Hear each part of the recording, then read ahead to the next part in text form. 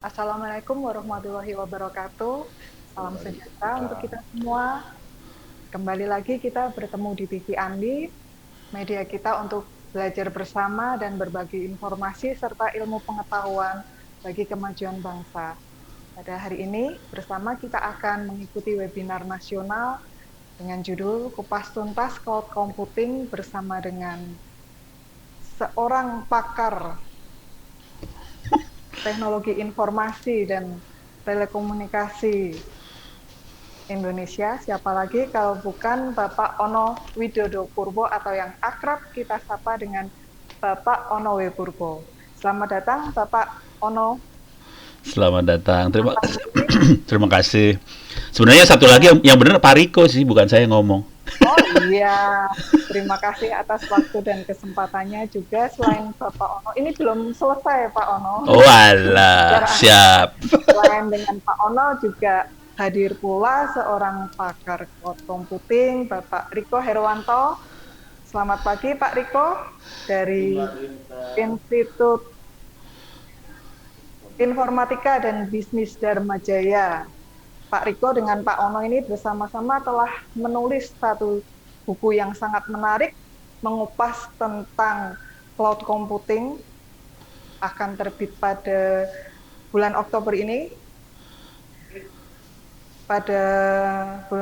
Oleh karena itu pada kesempatan pagi hari ini kita juga akan memberikan special prize bagi peserta webinar untuk pembelian buku-buku dari Bapak Ono W. Purbo dan Bapak Riko Herwanto yang akan kita bahas lebih tuntas dalam acara webinar pada pagi hari ini. Selain itu, kami juga mengucapkan terima kasih kepada pihak kampus Dharma Jaya yang telah mendukung penuh penyelenggaraan acara kita pada pagi hari ini. Terima kasih dan selamat datang juga kami ucapkan kepada Bapak Zaidir Jamal, Dekan Fakultas Ilmu Komputer Institut Informatika dan Bisnis Dharma Jaya. Selamat pagi Bapak Zaidir Jamal. Kemudian juga selamat datang kami ucapkan kepada Bapak Teddy Kaprodi dari program S2 Institut Informatika dan Bisnis Dharma Jaya. Selamat pagi Pak Teddy. Nah, selanjutnya acara ini akan kami serahkan kepada Dharma Jaya, dalam hal ini Bapak Ketut Artaye. Beliau akan berlaku sebagai moderator pada acara kita pada pagi hari ini. Pak Ketut, selamat pagi Pak Ketut. Pagi, Bu Anita. Sudah siap Pak Ketut? Siap, sudah. Melanjutkan acara kita, membuka acara kita pada pagi hari ini. Baik, siap. Iya. Selanjutnya Bapak Ketut atau Bapak Ketut Artaye dari Dharma Jaya akan mengawal kita dari permulaan acara hingga akhir acara. Oleh karena itu waktu dan kesempatan semua acara kami serahkan kepada Bapak Ketut. Silahkan Pak Ketut. Baik, terima kasih Ibu Anita dan juga tim dari penerbit Andi. Langsung kita mulai, Bapak Ibu peserta webinar pada pagi hari ini. Assalamualaikum warahmatullahi wabarakatuh. Selamat pagi dan salam sejahtera untuk kita semua. Selamat datang dan selamat bergabung tentunya kami ucapkan kepada seluruh peserta dalam webinar Kupas Tuntas Cloud Computing yang tentunya diselenggarakan oleh penerbit Andi bekerja sama dengan Institut Informatika dan Bisnis Dharma Jaya.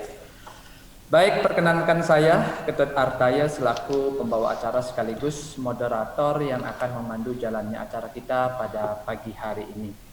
Telah hadir di tengah-tengah kita yang terhormat beliau Direktur Penerbit Andi sekaligus Direktur Andi Academy, Bapak Joko Irawan Mumpuni. Juga hadir di tengah kita juga Wakil Rektor 4 Institut Informatika dan Bisnis Dharma Jaya, Profesor Dr. Insinyur Ustomi Rosadi MS, juga Dekan Fakultas Ilmu Komputer Institut Informatika dan Bisnis Dharma Jaya, Bapak Zaidir Jamal STMN, Dan yang tak kalah penting adalah kedua narasumber yang juga sekaligus penulis buku Cloud Computing. Webinar kita pada pagi hari ini akan mengupas tuntas hal tersebut. Baik, Bapak, Ibu, dan juga peserta webinar sekalian, sebelum kita lanjut acara ini, sejenak kita dengarkan bersama sambutan dari Direktur Penerbit Andi sekaligus Direktur Andi Academy. Kepada beliau Bapak Joko Irawan Mumpuni, dipersilahkan. Terima kasih Bapak Moderator, Pak Ketut, atas kesempatannya. Assalamualaikum warahmatullahi wabarakatuh. Selamat pagi, salam sejahtera untuk kita semua. Tentunya saya mengucapkan terima kasih kepada jajaran Institut Informatika dan Bisnis Dharma Jaya atas terselenggaranya acara ini, jajaran rektorat, kemudian Bapak Dekan, Pak Jaidir, ST, Master Engineering, ada Pak Teddy, dan juga Pak Ketut, dan semua rekan yang ada di sana. Tak lupa juga kami ucapkan kepada 700 lebih peserta acara webinar pada pagi hari ini, luar biasa.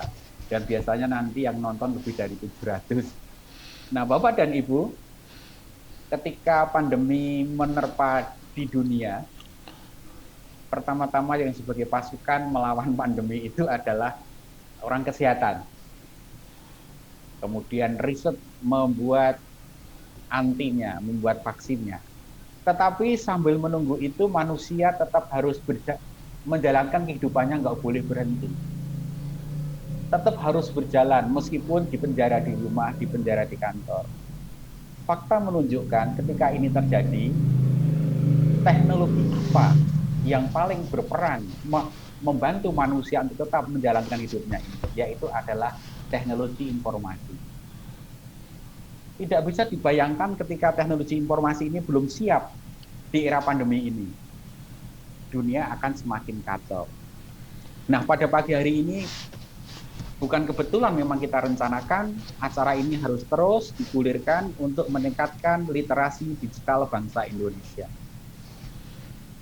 Nah, telah hadir pada pagi hari ini narasumber yang luar biasa, yaitu Mas Riko Hermanto, pakar cloud computing, didampingi oleh Begawan IT Indonesia, yaitu Bapak Ono Wipurbo. Ya, betul-betul Begawan. Mudah-mudahan banyak pengikutnya. Sehingga ada kedepannya ada banyak Ono Wipurbo yang baru hadir di Indonesia. Nah, cloud computing ini perlu kita dalami karena kita yakini dengan cloud computing, dengan teknologi ini, kita memakai teknologi informasi ini akan secara ekonomis akan semakin efisien dan efektif. Oleh karena itu, saya mewakili Andi Academy dan TV Andi mengucapkan selamat mengikuti acara ini, semoga bermanfaat bagi kita semua. Akhir kata, terima kasih untuk semuanya. Wassalamualaikum warahmatullahi wabarakatuh. Terima kasih Pak Ketut, waktu kami kembalikan. Baik, terima kasih kami ucapkan kepada Bapak Joko Irawan atas sambutannya pada pagi hari ini. Selanjutnya, Bapak Ibu serta peserta webinar, kembali kita simak bersama sambutan dari rekan Fakultas Ilmu Komputer Institut Informatika dan Bisnis Dharma Jaya kepada Bapak Zaidir Jamal STMN. Silakan.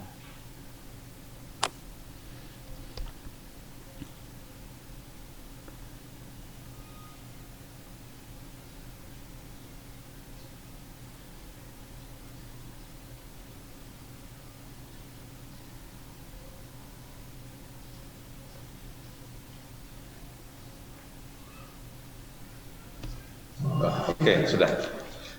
Baik, terima kasih Pak Ketut.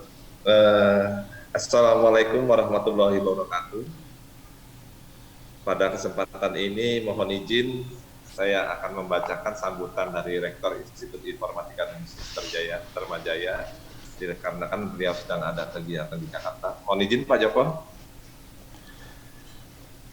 Assalamualaikum warahmatullahi wabarakatuh. Tabipun itu adalah salam dari bahasa daerah dari Lampung, Pak Joko dan peserta sekalian. Ya pun jawabannya. Yang saya hormati Direktur Penerbit Andi sekaligus Direktur Akademi Bapak Joko Irawan Mumpuni, yang terhormat pemateri utama Dr. Ono Purbo dan juga Riko Hermanto MTI, beserta seluruh peserta webinar yang saya banggakan. Salam sejahtera bagi kita semua. Mengawali sambutan pada kegiatan webinar Kupas Tuntas Cloud Computing, saya mengajak saudara-saudara dan kita semua untuk memanjatkan puji syukur kehadirat Tuhan Yang Maha Esa, Allah Subhanahu wa Ta'ala, yang telah melimpahkan taufik serta hidayahnya kepada kita semua hari ini. Di mana dengan kemurahannya itulah kita dapat mengikuti webinar dengan tema Kupas Tuntas Cloud Computing. Terima kasih atas kehadiran saudara-saudara dalam kegiatan virtual ini, guna mengetahui dengan jelas apa itu fungsi dan manfaat cloud computing serta yang diselenggarakan oleh Institut Informatika Universitas Ramajaya bersama penerbit Andi. Bapak Ibu peserta webinar yang saya banggakan, kita ketahui bersama cloud computing merupakan istilah yang sudah sering kita dengar, namun masih sedikit yang mengerti apa itu definisi, fungsi, cara kerja cloud computing dalam kehidupan sehari-hari. Untuk itu, dengan digelarnya webinar Kupas Tuntas Cloud Computing diharapkan akan membantu dan memudahkan kita terutama lembaga pendidikan yang kita selenggarakan dalam berinteraksi dari satu komputer ke komputer yang lain tanpa memakan banyak biaya. Cloud Computing sendiri membuat semua pekerjaan serba praktis dan tidak perlu menggunakan infrastruktur yang besar. Cloud Computing dapat meminimalisir biaya pengeluaran dalam perusahaan. Tanpa kita sadari sehari-hari, kita telah bertukar informasi dan data menggunakan cloud computing. Apabila dalam penerapannya hanya membutuhkan jaringan internet, hal ini dikarenakan cloud computing memiliki server yang terpusat. Dengan hadirnya Bapak Ono Purbo yang merupakan pakar IT nasional, saya berharap kita semua peserta webinar mengetahui dan memahami cara kerja cloud computing, fungsinya dan upaya menekan biaya dalam menggunakan teknologi komputer yang semakin meningkat. Bahkan di tengah pandemi COVID-19 ini, memang dibutuhkan adanya teknologi yang canggih dan memadai guna mempermudah proses belajar dan mengajar di kampus kita, cintai Institut Informatika dan Bisnis Ramajaya. Mengingat selain murah, cloud computing memiliki media penyimpanan fleksibel, efisien untuk diterapkan dalam sektor pendidikan dan menjadi solusi untuk menurunkan permintaan hardware dan software pengguna. Hal ini tentu saja dapat menjadi solusi dalam menyelesaikan permasalahan IT secara otomatis dengan jaringan cloud yang cepat tanggap. Bapak Ibu, peserta webinar yang bahagia, teknologi cloud computing sendiri akan terus berkembang seiring dengan perkembangan zaman dan didukung juga dengan infrastruktur yang memadai di seluruh wilayah khususnya di Indonesia. Dengan hadirnya pakar dan ahli IT di webinar ini, saya berharap kita semua dapat menyerap ilmu dan manfaat dari kegiatan ini. Harapannya dengan memahami apa itu cloud computing bisa menjadi banyak solusi dan memberikan banyak sekali manfaat yang dirasakan oleh masyarakat modern ini. Akhir kata, saya ucapkan terima kasih atas terselenggaranya webinar Kupas Tuntas Cloud Computing ini. Semoga tujuan kita untuk menciptakan kemerdekaan dalam belajar dan mengajar dapat segera tercapai. Semoga Allah Subhanahu wa Ta'ala senantiasa memberikan rahmat hidayah ridho kepada kita semua. Amin. Kepada semua pihak yang telah mempersiapkan dan terlibat dalam kegiatan ini, saya ucapkan terima kasih. Wassalamualaikum warahmatullahi wabarakatuh. Pertanda Dr. Kandidat Insinyur Haji Firmansyah, YA, MBA, MSc. Terima kasih. Assalamualaikum warahmatullahi wabarakatuh. Waalaikumsalam warahmatullahi wabarakatuh. Baik, sekali lagi kami ucapkan terima kasih kepada Bapak Dekan Fakultas Ilmu Komputer Institut Informatika dan Bisnis Ramajaya, dan sebelumnya juga terima kasih juga kami ucapkan kepada Direktur Penerbit Andi, Bapak Joko Irawan Mumpuni. Setelah kembali saya sampaikan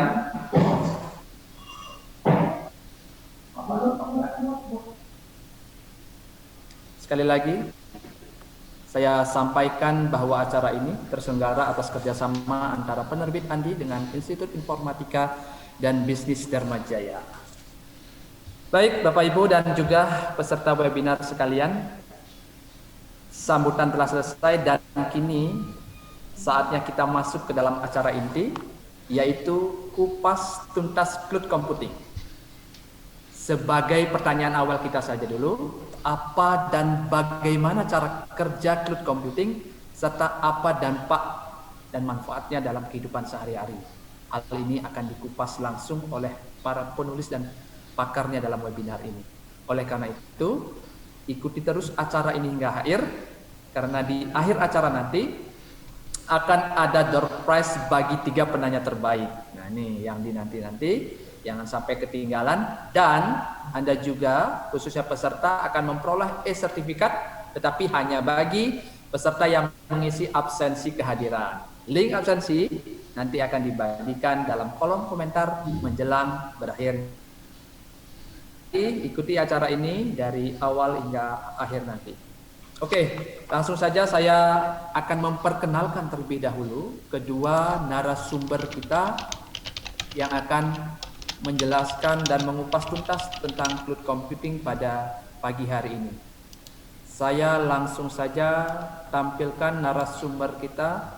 Nanti yang utama adalah beliau Bapak Insinyur Ono Widodo Purbo M.Eng PhD. Beliau lahir di Bandung, Jawa Barat pada tanggal 17 Agustus 1962. Pendidikan beliau selesaikan mulai dari S1, S2, dan S3. S1 beliau selesaikan di jurusan Teknik Elektro Institut Teknologi Bandung tahun 87. S2 beliau selesaikan tahun 89 di MC Master University Kanada di bidang semikonduktor laser. Dan program doktoral beliau selesaikan di Universitas Waterloo Kanada juga di bidang teknologi rangkaian terintegrasi untuk satelit. Banyak sekali penghargaan-penghargaan yang telah beliau peroleh, ya, dari tahun ke tahun.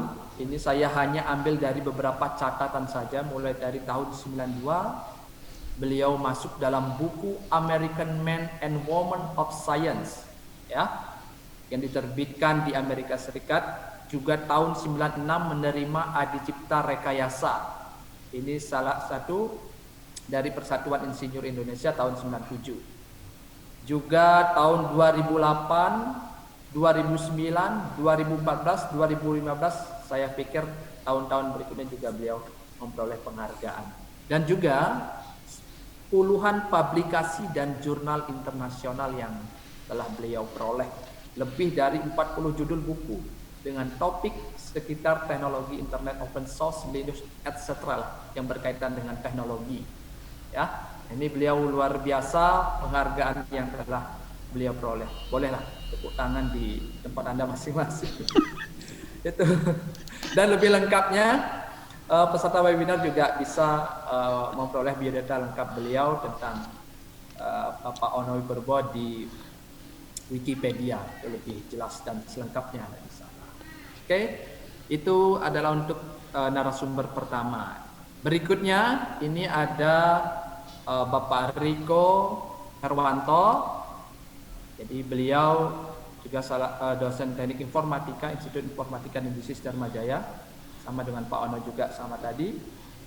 Studi beliau selesaikan S1 di Universitas Bina Dharma pada tahun 1998 dan magister beliau selesaikan di Institut Informatika dan Bisnis Dharma Jaya tahun 2019. Beliau bersama dengan Pak Ono pada saat ini juga menulis buku tentang cloud computing. Contact person bisa dihubungi pada informasi yang telah tertera, baik itu email maupun website dan nomor HP maupun WA beliau. Itu biodata dari kedua narasumber kita yang tentunya ini sudah pakarnya nanti yang akan membahas tentang cloud computing kita pada webinar pagi hari ini. Baik, selanjutnya kita akan simak dan kupas bersama cloud computing yang akan disampaikan. Pertama ini sebagai pengantar awal adalah dari Bapak Ono Purbo. Nanti akan dilanjutkan kembali oleh narasumber kedua yaitu Bapak Riko. Oleh karena itu langsung saja saya persilahkan kepada Bapak Konowi Purbo. Silakan Pak. Terima kasih Pak Ketut atas ininya. Jadi kami berdua dari Dharma Jaya ya, dari saya dan Riko dosen Dharma Jaya, supaya tahu aja dan kalau bisa nanti daftar sekolahnya di Dharma Jaya. Selamat pagi Pak Joko, terima kasih banyak. Pak Zaidir, terima kasih banyak. Pak Bustomi juga terima kasih banyak. Teman-teman di Dharma Jaya maupun teman-teman di Andi, terima kasih banyak atas usahanya untuk mengorganize acara ini. Dan terima kasih banyak buat teman-teman semua yang baik yang ada di Zoom maupun yang ada di YouTube yang mau melihat acara ini. Mudah-mudahan bisa bermanfaat. Kalau ada pertanyaan silahkan diposting, di chatting atau di komen di YouTube. Mudah-mudahan nanti kita bisa langsung diinterupsi aja nanti kalau ada pertanyaan atau diatur nanti sama Pak Ketut. Mudah-mudahan bisa dimonitor nanti pertanyaan seperti apa. Kalau ada pertanyaan yang belum sempat kita jawab, kalau boleh usul sih tolong dikumpulin aja, nanti akan kita usahakan jawab di luar acara ini. Jadi kita akan coba bikin dalam bentuk video atau segala macam. Gitu, itu yang pertama. Baik, tadi pertanyaan Pak Ketut menarik banget. Seperti apa juga tadi Pak Zaidir udah ngasih gambaran tentang cloud computing. Jadi kalau disederhanakan sekali, cloud computing itu memungkinkan kita untuk punya aplikasi, punya server tanpa punya server itu, tanpa punya aplikasi itu. Seru ya, punya aplikasi, punya server tapi nggak punya aplikasi atau server itu kan seru. Tapi jujur ini jadi Pak Riko, saya waktu itu kita menulis buku bagian dari kuliah sih sebenarnya, tapi itu belakangan lah, ntar saya ceritain. Jadi kalau mau sederhananya, Anda bisa ngelihat contoh realnya. Ini misalnya ini ya, ini e-learning yang saya pakai LMS Ono Center ORID, ini di cloud computing. Ini di cloud. Saya nggak punya servernya. Jadi di cloud, saya nggak punya servernya dan Anda bisa ngelihat kuliah tentang cloud computingnya di sini juga bisa dilihat. Oke. Jadi ini contoh satu. Cloud computing itu seperti ini. Kelihatannya kayak ini biasa sih, kayak web biasa. Ini satu lagi, ini di cloud juga. Oke, ini saya bisa masuk ke dalam sini. Saya masuk ke LMS Ono Center ORID. Ini kita bisa lihat kuliah-kuliahnya di sini. Terus juga masuk ke web saya, ke wiki saya. Dua-duanya bukan server secara fisik yang saya punya. Ini adanya di cloud. Makhluknya seperti apa? Ini saya kasih lihat yang realnya aja ya, bagaimana cara kita berinteraksi dengan cloud-nya. Cuman gini doang sih sebenarnya. Jadi kebetulan yang satu ada di Kenceng Solusindo.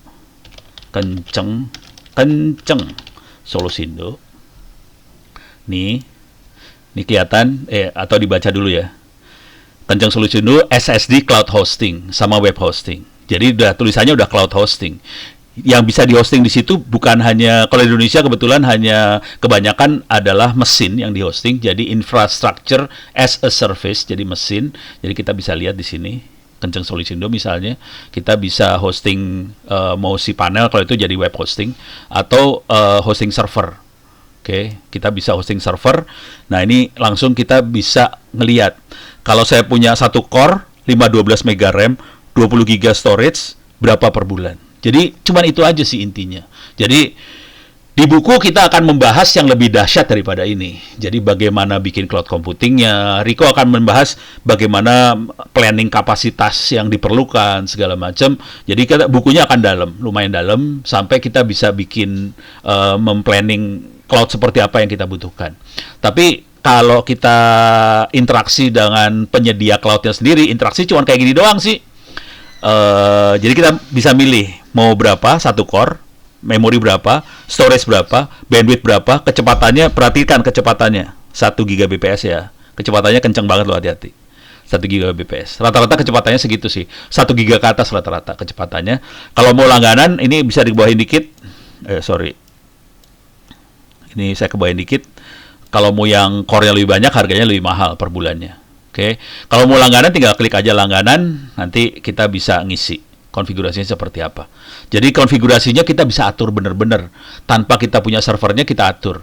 Nah, kenapa? Nah, ini satu lagi saya kasih lihat lagi karena kebetulan saya pakai dua cloud kilat, satu lagi kilat. cloud kilat. Oke. Sama juga bentuknya kayak gini doang sih. Jadi kalau Anda interaksi sama cloud ya cuma gini doang. Oke. Harga berapa, RAM-nya berapa, CPU-nya berapa, rata-rata udah SSD semua, jarang yang pakai hard disk sekarang. SSD berapa, public IP berapa, kecepatannya rata-rata 1 giga semua. Jadi harganya segini. Yang seru dari cloud ini adalah contoh paling real yang sering kita hadapin adalah gini. Pasti ada pernah ngerasain misalnya kita daftar SMA, kan ada Diknas bikin layanan tuh ya supaya anak-anak bisa daftar SMA online. Atau pendaftaran PNS online. Pasti semua orang tua pada komplain karena servernya lemot. Pas hari hanya itu langsung hancur, kolaps servernya. Kenapa? Karena tidak pakai cloud. Jadi akibat tidak pakai cloud, layanan yang diberikan oleh pemerintah seringkali tewas seperti itu. Sebetulnya tekniknya gampang banget sih. Kalau pemerintah kita agak mau pintar sedikit, dia bisa gini. Pas waktu development kita pakai yang 90.000 per bulan. Kan cuman nggak ada user yang akses. Jadi dia cukup kasih RAM 1 GB, 1 core, memori kecil. Pas lagi di hit gede, pas hari hanya, dia bisa bilang ke cloud providernya, saya naikin dong core-nya. Saya memori digedein semua. Pakai yang gede banget misalnya ya. Ini yang paling gede apa? L ya. Oh ini mah hosting. Yang cloud-nya mana tadi? Ini XL. Saya bilang, pas hari hanya tolong dinaikin jadi segini. Misalnya hari hanya ada 3 hari, jadi dia bayar cuman, ini per bulan lagi ya, 2,8 juta kan per bulan. Ya udah, saya beli 2 deh, 6 juta rupiah untuk 1 bulan ini aja. Jadi pas hari hanya, layanan aman, tidak kolaps. Dan ini yang kejadian sama Republik ini. Mereka, pemerintah rata-rata adalah beli server, akibatnya harganya jadi mahal, akibatnya pas hari hanya, kapasitasnya nggak cukup. Karena sebetulnya kapasitas yang dibutuhkan lebih dari itu. Tapi anggaran yang dikeluarkan kurang. Jadi sebetulnya taktiknya sebenarnya sederhana banget sih. Beli cloud yang murah dulu, pas hari H naikin kapasitas. Udah cuma gitu doang. Dan ini saya berani taruhan jauh lebih murah daripada dia harus beli server secara fisik dan bikin data center. Jauh lebih murah. Jadi kesalahan fatal Republik ini adalah maunya punya barang. Kalau ini kan virtual ya, barangnya nggak kelihatan. Jadi intinya itu aja sih cloud. Jadi, tapi cloud ini bukan keputusan orang IT sih sebenarnya kalau mau jujur. Cloud ini bukan keputusan orang IT. Ini adalah keputusan pimpinan. Karena ini adalah business decision, keputusan bisnis. Jadi harusnya pimpinan yang mutusin seperti ini. Kalau orang IT mikirnya kan cuman, Pak, performanya kayak gini, harga sekian, tapi yang nentuin ini semua bisnis sih sebenarnya. Jadi harus pimpinan yang ngerti sebenarnya. Cuman pimpinan kita kan lebih ke lain. Ya udah. Jadi kira-kira gitu ya. Kalau kira-kira gini aja, secara umum kalau kita lihat dari luar, kira-kira seperti ini. Tapi nanti yang akan dibahas lebih ke dalamnya gitu. Karena saya berharap teman-teman semua bisa bikin dalamnya tadi. Dan cloud itu ada banyak tipenya. Ada yang private, ada yang ini contoh yang ini yang kita lihat ini di depan sekarang ini adalah public cloud. Yang ini public cloud semua ya. Jadi memang publik ada di internet. Kalau dengan teknologi yang sama, kita bisa pakai IP private. Ditaruh di data center, di kampus, atau di perusahaan gitu ya. Private, bisa. Itu namanya private cloud. Tapi biasanya kalau udah di corporate atau di kampus, biasanya kita dicampurkan antara dua itu sih, antara public dan private. Sebagian akan private, sebagian lagi public untuk pelayanan kepada umum public. Tapi sebagian lagi yang sifatnya internal, yang emang harus diamankan, biasanya kita pakai private cloud. Jadi kita akan ada dua cloud tadi. Di jaringan seluler, Telkomsel dan teman-temannya juga punya layanan cloud, supaya contoh yang paling real layanan cloud itu, contohnya kalau kita di industri oil and gas, di minyak, kalau kan minyak banyak melakukan ini ya, drilling, pengukuran segala macam ya, kayak selam bersih dia harus ngebor, terus kita pengen tahu minyaknya ada di mana segala macam. Datanya akan disimpan ke server. Bayangkan kalau servernya ada di Jakarta, sementara dia ngebornya di Kalimantan. Itu kan jaringan antara Jakarta dan Kalimantan kan reject banget kan, antara lapangan ke Jakarta jaringannya parah banget. Jadi kecenderungannya adalah mereka akan mindahkan cloud-nya itu tidak di Jakarta lagi, tapi cloud-nya akan ditaruh di dekatnya tempat drilling tadi. Dan itu namanya kan ini namanya cloud computing. Kalau itu udah namanya edge computing. Jadi kira-kira gitu secara umum. Oke. Dan ini kira-kira saya segini dulu urusan cloud-nya. Nanti Pak Riko akan menjelaskan tentang teknik planningnya seperti apa. Sesudah Pak Riko saya akan mulai masuk lagi. Saya akan ngebahas kuliah cloud-nya itu seperti apa. Jadi ini sebetulnya bagian dari kuliah. Saya kasih lihat dulu lah websitenya ya. Dharma Jaya, di LMS Dharma Jaya. Kemarin kalau nggak salah kita juga mau membuka 1-2 kuliah ini bisa diambil oleh publik sih. Bisa diambil sama publik. Saya akan kasih lihat untuk cloud-nya sendiri. Ini adalah bagian dari ini kuliah saya banyak banget. Ini dia cloud-nya. Ini kuliahnya waktu itu Pak Riko masih kuliah waktu nulis buku ini. Keren kan? Kalau Anda kuliah di Dharma Jaya bisa nulis buku. Jadi Pak Riko waktu nulis buku masih jadi mahasiswa waktu itu, mahasiswa pasca sarjana ya. Dan ini kalau kita lihat di sini di tugas akhirnya adalah nulis buku. UAS-nya nulis buku. Di kuliah cloud computing ini UAS-nya nulis buku dan salah satunya hasil karya Pak Riko ini masuk ke Andi. Jadi ini hasilnya. Jadi ini kuliahnya ada di online sebenarnya di Dharma Jaya. Dan kami di Dharma Jaya emang semuanya online sekarang. Walaupun nanti ada mix ya, ada yang tatap muka, ada yang online-nya. Kalau pandemi udah mulai turun, sebagian akan ada tatap mukanya juga sih tetap. Tapi kira-kira kuliahnya online ini, nanti ini akan saya bahas lebih lanjut tentang teknologi cloud-nya. Cuman sebelum saya masuk ke pembahasan lebih lanjut ini, saya kasih waktu dulu ke Pak Riko. Kalau ada pertanyaan, tolong masukkan ke chat. Buat yang di YouTube silahkan dimasukkan ke komen. Mudah-mudahan Pak Bu Dwinita sama Pak Ketut bisa lihat pertanyaannya. Oke, selanjutnya silahkan Pak Riko, sudah siap? Saya stop sharing soalnya. Baik, terima kasih tadi pengantar dari Pak Ono berkaitan dengan cloud computing secara umum beliau sampaikan, dan saat ini langsung saja persilakan kepada Pak Riko. Pak Ono dan Pak Riko staf pengajar di Dharma Jaya. iklan lewat.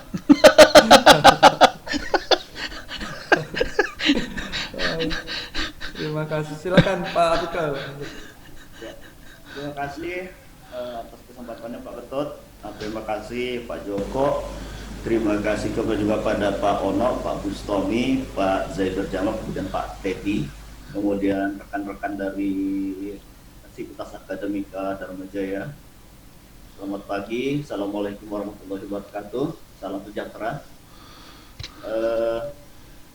Sebenarnya itu sudah banyak, sudah dibahas semua seperti yang udah oleh Pak Ono. Mukadimahnya udah banyak tuh seperti itu. Ngawur lo belum. Jadi mungkin saya cuma sekadar bisa dikatakan nih icip-icip dah buku yang saya buat gitulah ya Pak ya. Nih, Pak Riko lagi ini ya low profile ya. Buat teman-teman semua, Pak Riko ini insya Allah akan berangkat S3 ke Saudi. Lo nggak bisa ngomong lo.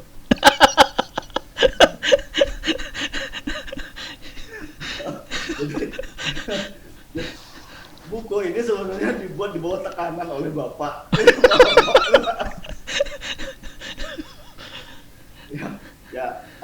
Mukadimahnya udah ya, jadi coba saya share. Jadi sebenarnya isi dari buku saya itu sebenarnya apa nih? Saya baca screen.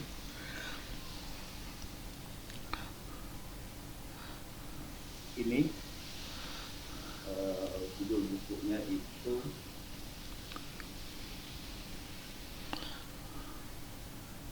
bagaimana sebenarnya merencanakan kapasitas. Ini buku ini sebenarnya adalah buku untuk reference, bukan untuk buku ajar. Jadi bisa dipakai oleh orang-orang yang akan coba untuk membuat cloud sendiri atau orang yang akan menggunakan cloud sendiri. Jadi judulnya sebenarnya manajemen dan perencanaan kapasitas. Jadi di buku ini sebenarnya ada 2 acuan buku saya, buku referensi saya itu ada 2 dari luar semua ya. Yang pertama itu adalah The Art of Capacity Planning, kemudian The Practice of Cloud System and Administration. Nah, sebenarnya tadi udah dijawab, udah diberitahukan oleh Pak Ono, sebenarnya yang membuat adanya cloud ini sebenarnya ada 2 sebenarnya. Yang pertama itu CapEx dan OpEx. Jadi kalau CapEx ini adalah capital expenditure atau biasanya itu biaya investasi awal. Kemudian OpEx ini adalah operational expenditure. Jadi biaya yang mengikuti biaya-biaya yang mengikuti investasi tersebut. Contohnya gini deh, kalau kita beli kendaraan, tentunya nggak sampai di situ aja. Investasi kita kendaraan, tapi ada operasional lain, seperti kita harus ganti oli, seperti kita beli bahan bakar dan sebagainya. Nah, kecenderungannya ternyata sudah tahun 2000, sudah era 2000, itu orang kayaknya males menggunakan CapEx. Karena apa? Itu tadi operasionalnya gede ternyata. Biaya operasionalnya gede. Jadi bisa dilihat di sini ada, nah ini capacity planning historical yang saya tulis merah. Ini mulainya ya era 2000 ke 2000 atas. Ini mulai orang menggunakan OpEx. Contohnya ini kalau di IT ya, orang sudah mulai meninggalkan apa yang dinamakan server fisik. Coba aja kalau Anda Anda mau investasi gitu ya, ajukan investasi ke bos Anda mulai tahun 2000 ke atas, Pak, coba dong saya ditambah servernya secara fisik, apa nggak kena marah kita nanti? Karena itu tadi biaya operasionalnya akan tinggi. Nah, secara grafik ini kapasitas itu sebenarnya nggak bisa berubah secara ini. Ya, jadi ada current workload, ada workload overtime. Current workload ini biasanya ke sebelah kiri, ini biasanya adalah untuk CapEx, capital expenditure. Kemudian yang dari current workload ke kanan, ini adalah OpEx-nya. Nah, gimana caranya ini supaya bisa memanjangkan operasional dengan kapasitas yang ada, kita bisa memanjangkan biaya operasionalnya. Jadi buku ini sebenarnya itu intinya. Dengan kapasitas yang ada, gimana sih kita bisa memanjangkan operasional expense-nya atau biaya operasionalnya. Nah, ini sebenarnya pertanyaan-pertanyaan klasik juga ya. Masih bisa dipakai juga di era cloud. Ini perencanaan kapasitas. Yang pertama, itu gimana sih jika data kita berkembang? Yang kedua, bagaimana jika memindahkan beban kerja dari server ke mesin virtual? Yang ketiga, gimana kalau ternyata diperlukan layanan baru? Dan terakhir, ini bagaimana menambahkan aplikasi ke server yang sudah ada. Ini jawabannya ada semua di buku saya lupa di bab berapa ya. Ada ini sebenarnya. Nah, ini ikhtisar bukunya. Yang pertama itu ada 3. Ini kita bisa cari ya, service cloud, bentuk modelan cloud, layanan cloud. Kemudian yang saya merahin ini adalah inti ikhtisar dari bukunya. Gimana sih? Nah, pertama itu manajemen kapasitas cloud. Gimana sih kita merencanakan kapasitas cloud? Dan yang paling seru itu di sini sebenarnya, Pak. Pengukuran kapasitas. Jadi di sini saya selipkan ya, bagaimana memperkirakan kapasitas penyimpanan, bagaimana menghitung ukuran data pengguna, bagaimana menghitung kebutuhan bandwidth, kemudian bagaimana menghitung kebutuhan dari virtual mesinnya. Baru kemudian masuk ke desain kapasitas, baru kemudian mengelola kapasitas.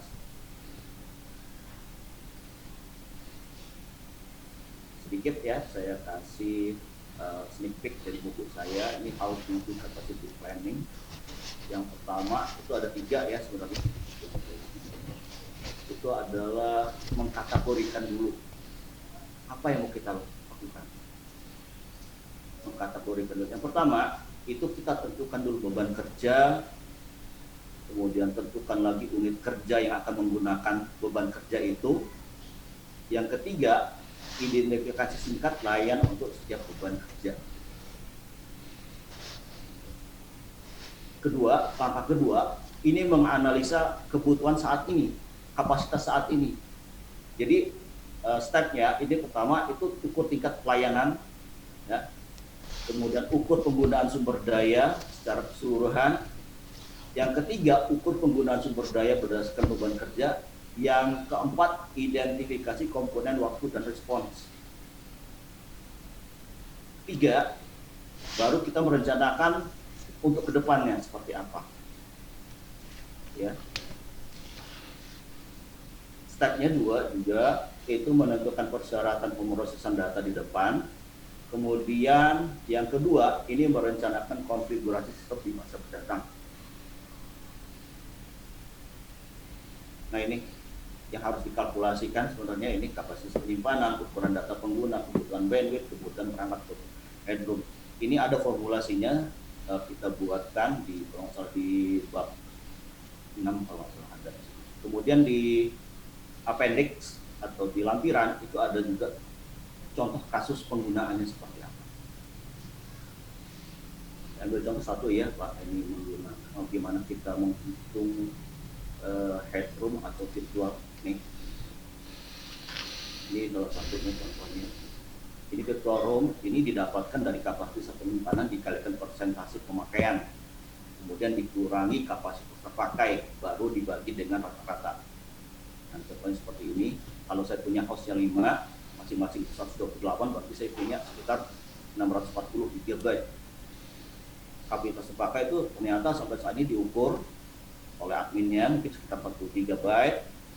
Pemakaian yang diinginkan itu hanya 70%. Kemudian virtual memory-nya rata-rata itu mesinnya rata-rata sekitar 0,5 GB. Jadi hitungannya sekitar 640 kali 0,7 kurangin 400 dibagi 0,5. Jadi kita dapatkan sebenarnya kalau kita mau buat cloud, ini untuk ini ya Pak ya, untuk penyedia host cloud ini. Jadi kita diperlukan itu sekitar ada 96 mesin virtual.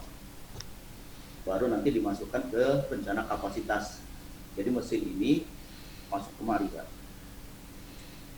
Perhitungan rencana penambahan, kemudian penambahan normal, kemudian pemakaian saat ini ada juga perhitungannya itu di blognya.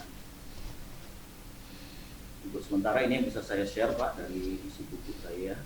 Saya kembalikan lagi ke Pak. Terima kasih.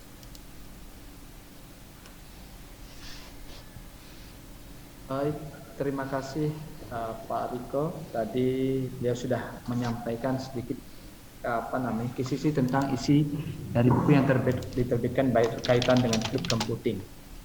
Oke, langsung kembali Pak Ono. Tadi Pak Riko sudah menyampaikan, apalagi Bapak ada tambahan yang lebih luas cakupannya tadi. Ya. Ini kalau ada pertanyaan silakan ditanya ini ya, tolong diposting di chatting sama di YouTube, di komen di YouTube. Nah, ini saya akan kasih lihat ininya sih sebenarnya gambaran yang sorry. Masih belum di ini ya? sorry. Masih di mute. Oh iya. Sorry, saya masih di mute. Sorry, aku masih di mute. Wah, ini udah ada pertanyaan. Udah ada pertanyaan nih. Mau dijawab dulu apa gimana enaknya? Ini atau saya bentar. Ini saya jawab sepintas-pintas dulu ya, atau ini enaknya gimana, Pak Ketut? Mau jawab pertanyaan atau saya terangin dulu? Boleh Bapak terangkan lagi sedikit nanti biar kita langsung Oke. buka sesi pertanyaan lebih kupas lebih dalam. Oke. Minta maaf tadi lupa di unmute. Oke. Saya kasih lihat kuliah saya biar teman-teman bisa kebayang dunianya seperti apa. Tadi Pak Riko udah ngasih lihat bukunya seperti apa. Jujur buku itu dibutuhkan buat Anda-Anda yang memang serius untuk implementasi cloud. Biasanya yang ada di how to di internet itu lebih banyak bagaimana cara install cloud. Jadi install cloud adalah satu hal, manage cloud satu hal. Yang paling fatal banget adalah mengkalkulasi kapasitasnya. Jadi saya harus gede apa cloud yang saya siapkan. Itu yang fatal sih sebenarnya. Install mah gampang banget. Pas kalkulasi, puyeng kepala lo. Jadi Riko beruntung lumayan. Ya, Riko adalah mahasiswa ranking pertama ya di angkatan beliau. Jadi ini anak pinter ini sebenarnya. Baik. Ini kuliahnya biar kebayang kuliahnya seperti apa. Ini ada konsepnya, saya kasih lihat konsepnya, ada grid, ada cloud. Oke. Seringkali kita terbalik antara dua ini, antara grid dan cloud. Oke. Kalau cloud itu, kalau yang sederhanakan, cloud itu lebih basisnya virtualisasi. Jadi satu mesin dibagi ke banyak layanan. Jadi misalnya saya punya mesin, dalamnya ada 32 core. Nah, saya bisa bikin 32 server. Itu cloud. Kira-kira konsepnya seperti itu. Jadi satu mesin dibagi. Biasanya kita nyebutnya virtual lah, apa segala macam itu cloud. Kalau grid, ini beda lagi. Jadi kuliahnya itu lebih cloud dan grid ya. Cloud dan grid computing sih sebenarnya. Jadi ada cloud computing, ada grid computing. Kalau grid computing itu kebalikannya cloud. Kalau cloud satu mesin dibagi, kalau grid banyak mesin jadiin satu. Kebayang? Pasti pusing ya. Jadi cloud satu dibagi banyak, kayak kita main virtual box lah. Kita bisa punya banyak mesin dalam virtual box. Kalau grid computing banyak mesin secara fisik dijadiin satu mesin. Ini fungsinya kalau kita pengen bikin superkomputer. Jadi grid itu fungsinya buat superkomputer. Jadi ini diterangkan di awal kuliah.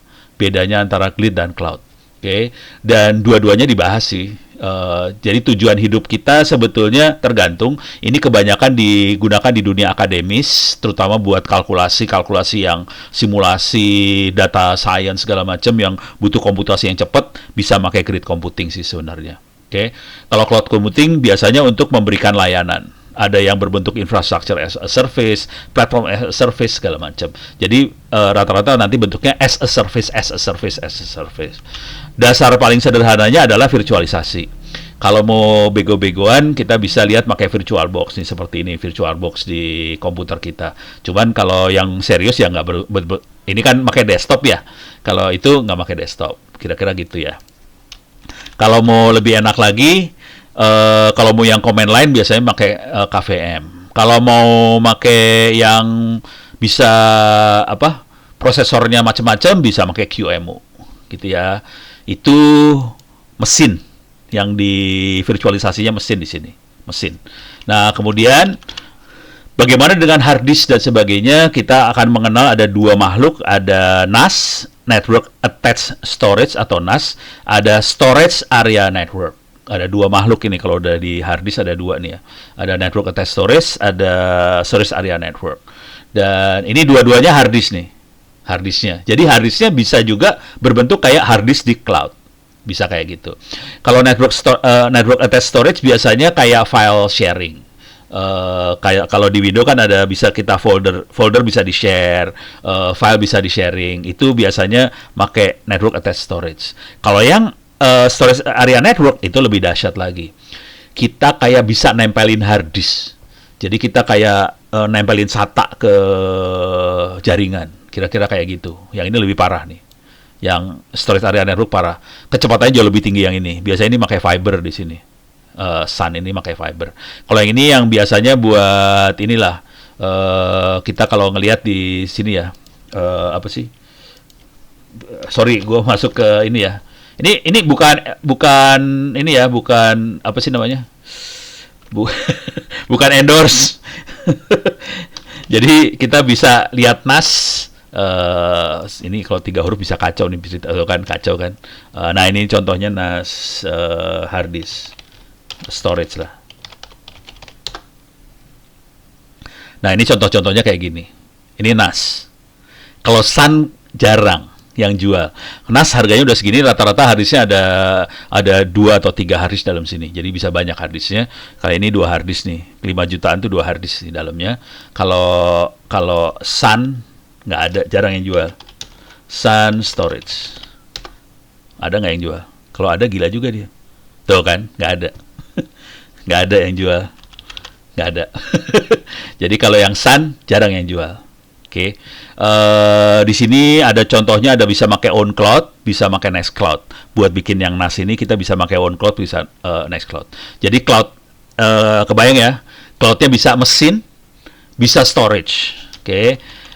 Kita juga bisa sistem operasi yang buat kontrol cloudnya bisa macam-macam, bisa Proxmox. Ini yang sederhana banget, cara kerjanya kira-kira kayak VirtualBox, cuman dia bentuknya server. Ada yang berbentuk lagi OpenStack. OpenStack itu lebih dahsyat lagi. Oke, cuman sekarang kita sudah mulai masuk yang lebih kacau lagi dari ini semua. Kalau ini dua ini adalah infrastructure as a service. Jadi betul-betul mesin yang kita dagangin. Jadi kebanyakan kayak tadi Kenceng Solusindo, Cloud Kilat itu mainnya di sini dia. OpenStack biasanya. Kalau kita masuk dalamnya OpenStack itu sebenarnya. Gitu ya. Jadi OpenStack itu yang bisa nyewain tadi. Nah, kedepannya mereka udah mulai yang didagangin bukan mesin. Kita tidak RAM-nya berapa, core-nya berapa, tapi maunya layanan apa sih? Saya pengen dong, saya nyewa web server tambahan. Saya butuhnya web servernya doang. Gue kagak butuh mesinnya. Saya mau dong buat aplikasi buat chatting. Saya maunya chattingnya doang, nggak mau yang lain. Nah, mulai masuk yang namanya platform as a service apa. Salah satu yang perlu dilihat, ini belum dimasukin ke kuliah sih, Kubernetes. Nah, ini Kubernetes ini. Oke. Nah, ini bisa dilihat nih. Oh iya, lupa ngasih tahu. Pak Teddy, punten. Ini teh kuliahnya udah nggak ada nih ya. Ini kuliahnya waktu Pak Abdi nih. Pak Abdi adalah kaprodi yang sebelumnya. Ini kuliahnya udah nggak ada lagi, soalnya kayaknya anak-anak pada stres kuliah sama saya yang ini, karena suruh nulis buku. Tapi jadi orang kan setelah stres. Itu tadi cloud. Untuk grid, kita bisa pakai Rock Cluster, bisa pakai OpenMPI untuk grid. Contohnya itu kita bisa, ini saya kasih lihat contoh instalasi instance di cloud. Kalau instalasi Ubuntu server seperti apa, platform of a service itu tadi Kubernetes, infrastructure of a service itu bisa pakai OpenStack dan sebagainya. Nah, software ini udah kecampur sih sebenarnya, Kubernetes segala macam, bisa yang ini, rada bingung. Cuman di cloud ini saya masukin juga mulai, nah ini bagiannya Pak Riko yang ini nih tadi sebetulnya. Dari sini sampai sinilah. Ini Pak Riko nih ya urusannya ya. Nah, kebetulan yang juga menarik dari sisi cloud adalah uang. Uang bisa dimasukin, makanya saya masukin Bitcoin blockchain. Nah, kemudian, nah ini tadi Pak Riko ini udah ya. Sebetulnya Pak Riko yang ini lebih ke arah data centernya sendiri. Si fisiknya data center seperti apa. Ada tier 1, tier 2, tier 3, tier 4. Cuma di Indonesia sampai tier 3 doang sih. Terus cara ngitung cost-nya data center seperti apa. Kalau ini udah jalan, baru kita bisa ngitung yang ini nih. Pak Riko-nya masuk di sini. Beres ya. Nah, kemudian yang terakhir adalah mulai tukang coding, programmer bisa juga pakai subroutine-nya ada di cloud. Jadi misalnya dia butuh subroutine apa? Misalnya dia butuh melakukan modeling dari data buat data analisis dan sebagainya. Tidak harus subroutine-nya ada di komputernya dia. Dia bisa lemparin ke cloud. Contohnya adalah ini. Google, dan ini saya kerjain beneran nih. Google Inception Tree. Ini Ini adalah apa sih, neural network yang bisa diakses oleh orang punyanya Google. Kita bisa akses free loh. Geblek nih, Google ada geblek ini mah. Neural networknya bisa diakses free. Jadi waktu saya mau, nah ini bentuknya kayak gini neural networknya, berlapis-lapis seperti ini. Inputnya adalah 299 kali 299 kali 3, outputnya 88 kali 248 fitur akan keluar. Hasil analisa dari image ini. Dan ini biasanya kita pakai buat image. Supaya dapat fitur dari image-nya kita masukin gini. Dan ini cloud. Artinya apa? Kita nggak perlu punya neural network-nya sih. Kita nggak perlu neural network-nya, kita nggak perlu punya. Kita lemparin aja tuh gambar ke sini, langsung kita dapat fiturnya 248. Dan ini kita bisa enak buat melakukan klasifikasi segala macam, buat data science-nya enak banget. Jadi kita melakukan proses data analitik tanpa perlu punya server yang gede. Jadi udah sampai kayak gitu banget sih sekarang. Beres ya? Ini programming bisa kayak gitu. Oke. Google Cloud tuh keren banget, asli keren. Oke. Kemudian terakhir mulai urusan security di cloud. Karena bahaya banget sih. Oke. Sekarang kita masuk ke dunia pertanyaan. Nih, saya nggak bisa baca nih. Saya harus ini dulu, matiin dulu. Oke. Pertanyaan. Pak Ketut mau milihin mau pertanyaan mana dulu atau kita lihat bareng-bareng atau gimana? Baik, boleh Pak. Sambil saya pandu, nah di kolom chat sudah banyak pertanyaan. Nanti juga kita akan buka pertanyaan dari channel YouTube, nanti akan dipandu langsung oleh kawan-kawan dari Andi juga. Baik, kita langsung saja Pak Ono. Tadi ada beberapa pertanyaan. Yang pertama ini dari awal saja. Dari awal. Pertanyaan dari atas ya. Ya. Yang jawab Pak Riko dulu kan? Yang jawab Pak Riko. Kapan lagi gue ngerjain? Dulu Pak, yang dari Pak Ono ini, dari Syarif Hidayat, ada istilah, untuk pertanyaan untuk Pak Ono, ada istilah tidak ada cloud, yang ada adalah server orang lain, gitu. Terkait keamanan informasi pemerintah, kekeh untuk melindungi data dan membeli infrastruktur sendiri. Bagaimana pendapat Bapak? Tidak ada cloud, yang ada server orang lain. Ya sebetulnya cloud itu ada di servernya penyedia cloud sih. Servernya server orang lain. Nah, sekarang jujur, untuk melindungi data, kita nggak bisa ngandalin penyedia cloud itu. Kalau mau jujur, saya akan mengenkripsi data saya, walaupun itu saya taruh di cloud. Supaya apa? Kalau si penyedia, si provider cloud itu nakal, dia pengen ngambil data kita bisa diambil sih, cuman karena di-encrypt, dia tetap nggak bisa baca. Jadi kira-kira gitu tekniknya. Ini jadi cloud itu memang ada di server orang, asli. Di server si provider. Jadi kita nyewa. Jadi masalah keamanan, sarannya kita harus bisa melindungi diri sendiri. Jangan ngandelin dia. Gitu sih. Intinya itu. Tadi di kuliah ada di bagian paling bawah tuh ya. Di kuliah bagian bawah. Tapi kalau mau lihat lebih detail, ada di kuliah saya juga di Dharma Jaya yang di cyber security. Kalau nggak salah Pak Teddy kemarin bilang mau dibuka buat umum juga ya, kalau nggak salah sih gitu. Gitu Pak Ketut. Mudah-mudahan bisa kejawab ya. Ya, itu tadi sudah pertanyaan dari Syarif Hidayat tadi Pak ya. Oke, kita lanjut. Ini, oh ya nih, dari Latif Ahmad, bisa nggak datang ke sosialisasi ke SMK? Nanti kita tampung Pak ya. Ini dari Kota Batu Jawa Timur, minta sosialisasinya. Oh bisa, bikin aja webinar buat SMK-SMK Pak Ketut. Gimana sih? Oh iya. Gampang ini, itu. Ya, jadi bisa disosialisasikan ke SMK Pak ya. Ya. Nanti bisa Pak menghubungi kami dari pertanyaan dari Pak Latif Ahmad. Oh kalau enggak aku tambahin deh urusan SMK gini deh. Ini gue buka rahasia dulu ya. Minggu depan atau 2 minggu lagi akan ada LKS. Lomba Keterampilan Siswa dari Diknas. Dan saya salah satu pembuat materi sih. Iya. Jadi kalau anda guru-guru SMK segala macam tahu, materinya sebetulnya ada di kuliah saya di Dharma Jaya, itu ada materi-materinya, dan itu ada di soal LKS. Jadi sarannya sih ya kita bersedia buat sosialisasi siswa buat ke SMK. Sebetulnya materinya ada di kita semua juga sih. Jadi ada cyber security apa segala macam. Ini 2 minggu lagi nih, tanggal berapa ya? Tanggal 18 atau tanggal berapa tuh? Selama seminggu ada LKS. Iya, intinya bisa, nanti bisa komunikasikan lebih lanjut. Tentunya juga nanti mudah-mudahan juga bisa disponsori langsung oleh Penerbit Andi kan. Sama-sama. Iya, tadi Pak Joko bilang ini boleh dipakai loh. Iya, Pak Joko boleh pakai. Iya, siap. Baik, ini saya menyambung kembali pertanyaan dari Pak Dede Hendrik. Dia juga menyambungkan pertanyaan dari Pak Syarif tadi. Mohon izin Pak Syarif ya. Ono dan Pak Riko, bagaimana kita bisa tahu bahwa server yang bisa kita titipkan itu aman, Pak? Mohon tips-tipsnya. Oke, Pak Riko dulu deh. Dari tadi gue yang ngomong. Pak Riko, ada ini komentar duluan, nanti saya tambahin. Oh, yang bawahnya juga nih. Secara infrastruktur, oh itu ntar aja dah. Ya, bentar ya. Pak Riko, silahkan dulu Pak Riko. Kalau tipsnya sih, buatnya tadi itu sudah dijawab oleh Pak Ono sebenarnya. Enkripsi datanya, kita harus biasa pasangin password mungkin ya seperti itu.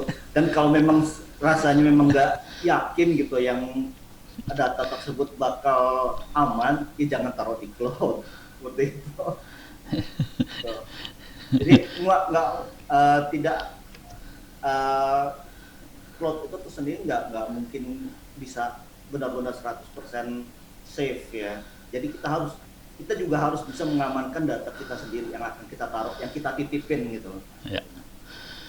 Ya, aku tambahin ya, Pak Riko ya. Oke, saya akan share screen aja. Kita bisa lihat kuliah saya di LMS Dharma Jaya juga ada. Ini bagian dari kuliah ini sih, kuliah pasca sarjana sih. Tapi ini terbuka nanti Pak Teddy Kaprodi kemarin sempat ngomong ini mau dibuka sih sebenarnya. Ini ada kuliah namanya Advanced Networking sama Cyber Security. Jadi kalau Anda belajar di sini, saya lihat di sebelah kirinya aja ya. Jadi secara umum ini dibagi 3 bagian. Pertama adalah masalah advance sampai sini ya, sampai sini. Jadi konsep TCP/IP, simulator jaringan, IP versi 6, routing, VoIP, OpenBTS, network benchmarking, network programming. Ini urusannya advanced networking-nya. Jadi bagaimana network yang advance. Nah, sekarang berkaitan dengan pertanyaan tadi, bagaimana kita taunya itu aman atau tidak? Teknik yang kita pakai sebenarnya kita harus ngejebolin server kita sendiri. Jadi kita tes, ini server bisa jebol nggak sih? Nah, di sini diajarin teknik ngejebolinnya. Oke, salah. Ini dia. Sampai sini. Jadi ini contoh-contoh teknik ngejebolin, persiapan hacking sebenarnya footprinting, sniffing, hacking wireless, attack password, attack database, deface, attack file sharing segala macam. Ini teknik jebolinnya diajarin di sini dan ini kita praktekkan ke server yang kita punya. Jadi untuk mengetes bahwa suatu server itu aman atau tidak, ya belajar dijebol aja sekalian tuh server. Namanya penetration test. Satu lagi vulnerability analysis, menganalisa kelemahan si server. Nah, ini di bagian sini teknik amaninnya diterangin, gitu ya. Sampai sinilah teknik amanin. Di sini ada dasar mengamankan server seperti apa, firewall, secure shell, secure ini, ada VPN, ada web application firewall, pertahanan host, ada intrusion detection system, ada basic data security. Basic data security adalah enkripsi yang tadi Pak Riko sebutkan. Jadi ini dilakukan. Jadi caranya kerjakan ini dulu, terus jebolin. Kalau masih ada lubang segala macam, kita tambal. Jadi ini proses yang berulang terus ya. Jebolin, tambal, jebolin, tambal, jebolin, tambal. Jangan khawatir, karena ini buatan manusia, pasti ada lubangnya sih. Nah, kalau Anda yang mau berprofesi sebagai di dunia keamanan, bisa masuk ke topik yang 2 ini. Ada 2 pilihan, bisa masuk ke sebagai ahli forensik, atau information security management system. Yang ini adalah auditor, mengaudit keamanan sistem. Ini standarnya adalah ISO 27001. Itu. Kalau jadi forensik itu kira-kira rate pekerjaannya, kalau terutama kalau dapat dari bank sekitar 100 sampai 200-an juta per pekerjaan. Pekerjaannya sekitar seminggu 2 minggu sih, kira-kira kayak gitu, forensik. Gitu, Pak. Pasti mulai ngiler, ngeces mata. Baik, terima kasih. Kita ini banyak sekali sudah masuk, ini luar biasa. Dari YouTube udah masuk juga belum, Mbak, dari YouTube? Di YouTube juga sudah banyak. Nanti kita akan alihkan lagi. Ini menyambung lagi pertanyaan tadi dari Pak Fahmi, kayaknya sudah sama, karena pertanyaan sama terkait dengan keamanan tadi ya. Terus dari Pak Rizkon ini Untuk Pak Ono lagi Pak, Ya. secara infrastruktur dan harga lebih baik kita memilih klub dalam atau luar negeri Pak? Ini susah ini. Ini ngomong jujur dulu ya, jujur terus terang dulu ya. Kalau dari kecepatan segala macam, performance, bereaksinya, jadi kecepatan, reliabilitas segala macam, saya akan cenderung ke dalam negeri sih sebenarnya, karena traffic kita dalam negeri. Terutama karena kan customer kita dalam negeri, jadi kita nggak tergantung sambungan internasionalnya, kita pakai dalam negeri. Cuman kalau mau jujur, harga infrastruktur luar bajingan asli. Cloud luar tuh harganya murah banget nih, bener. Aduh, nyesek ngelihat harganya asli. Kalau mau belajar bisa ke cloud luar sih. Dan harganya, ini gua bisa nggak ya? Ada, sorry. Coba saya screen share. Tapi ini kayak iklan jadinya ya, gua nggak enak ya. Tadi juga iklan juga sih sebenarnya. Cuman saya berusaha iklan yang dalam negeri. AWS Cloud. Ini harganya udah kurang ajar banget ya. Atau price gitu ya. Pricing. Ada ininya nggak ya? Cloud service pricing. Coba. Harganya tuh murah banget Pokoknya harga geblek lah, ada harganya, nggak keluar harganya Saya pengen keluarin harga, nggak keluar. Tapi harga, ini sorry, ini ada nih, harga. Ada nggak harga? Nggak nemu. Tapi harganya murah banget asli. Harganya murah banget. Tapi kira-kira murahnya nggak. Tadi kan harga sekitar 100.000 sebulan ya. Kalau pakai AWS ini, kalau biasanya sekitar 75%, 50-75% dari harga Indonesia. Kira-kira kayak gitu. Jadi jatuhnya nggak jatuh banget sampai hampir nol sih, enggak sih. Cuman saya cenderungnya yang lokal Indonesia. Gitu. Kasihan sama teman-teman sih. Oke. Selanjutnya. Oke, kita lanjut ya Pak. Nah ini ada lagi dari ya Pak Riko nih, lanjut ke Pak Riko. Kebetulan ini kemampuan IT-nya ya masih rendah katanya Pak. Jadi bagi saya cloud ini masih asing lah ya. Dan pertanyaan saya, apa perbedaan cloud dengan server dan bagaimana cara kerjanya Pak? Serta apa kelebihan dari cloud daripada server? Seru. Saya pengen tahu Pak Riko jawabnya kayak gimana. Silakan Pak Riko. Saya jawab pertanyaan pertama dulu ya. Apa perbedaan cloud dengan server? Sebenarnya itu hampir tidak ada perbedaan. Ini lagi jawaban sopan dari Pak Riko. Ya, hampir tidak ada perbedaan. Kalau cloud itu secara virtual, jadi secara maya itu nggak bisa dilihat. Tapi kalau server itu secara fisik ada. Jadi ini adalah sama-sama media penyimpanan sebenarnya ya, Bu Emidawati ya, Ibu saya panggil. Kemudian cara kerjanya itu Ya sama. ya hampir seperti itu lah Pak. Jadi kelebihannya saya lanjut ke jawabannya, kelebihan dari cloud daripada server. Kelebihannya cloud itu lebih murah. Kita nggak punya infrastrukturnya, nggak perlu ada biaya perawatan secara fisik, ya. Tapi kalau server kita mesti beli, kita mesti merawat, ada biaya listrik dan sebagainya dan sebagainya. Gitu. Jadi kalau server kita pusing kepala, Ya. kalau cloud kita nyewa, pusingnya dipindahin ke yang kita sewa tadi. Jadi nggak pusing. Dan cloud itu murah banget, asli murah. Gitu. Jadi Pak Riko udah bener sih. Gitu ya, Bu Emidarwati. Baik, iya itu Bu Emidawati ya. Terima kasih jawaban dari Pak Riko dan Pak Ono juga. Lanjut lagi kita ke ke YouTube mungkin dari Bu Anita. Kita alihkan pertanyaan dari YouTube mungkin. Salah satu biar kebagian juga yang sedang menyaksikan mulai dalam video. masuk. Banyak sekali pertanyaannya. Kami pilihkan beberapa dari Bapak atau Bapak Al-Hadad. Menanyakan untuk tingkat keamanannya bagaimana ya? Apakah ada kemungkinan pencurian data? Maaf, saya awam tentang sistem cloud. Itu pertanyaan dari Bapak Al-Hadad. Kemudian, ini saya lanjut pertanyaan Satu-satu aja deh. yang lain, atau harus satu-satu ya. Iya, Ya, oke. Silahkan soalnya susah. dijawab dulu. Ya, Pak Riko atau Pak Ono, monggo silahkan. Pak Riko atau Pak Ono? Pak Riko stres. Tapi gini Pak Al-Hadad. Security ya. Ya, kira-kira logikanya gini Pak. Kalau saya sebagai manusia, saya akan berusaha mengamankan data saya akan berusaha mengamankan server saya. Gitu.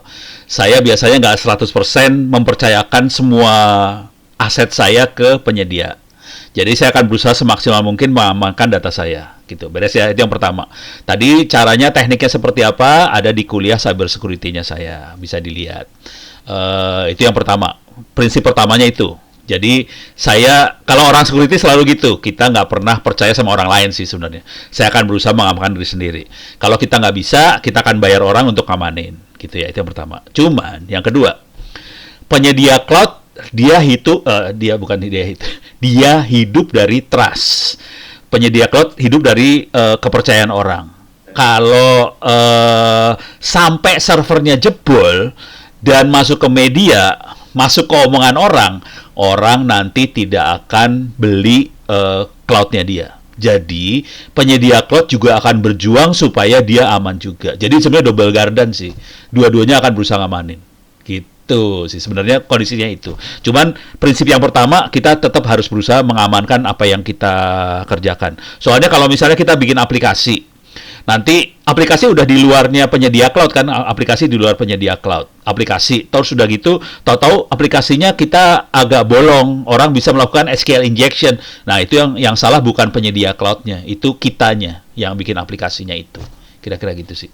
Gitu ya. Bu Nita, silakan. Bu Nita. Bu Nita, yang dari YouTube ada lagi? Dari YouTube, ini Pak Ono dan Pak Riko. Bentar, saya pilihkan.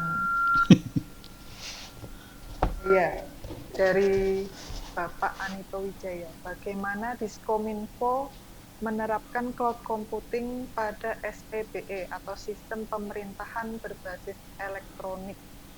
Malah buat Diskominfo ini sepertinya. Diskominfo. Iya. Pak Riko atau Pak Ono?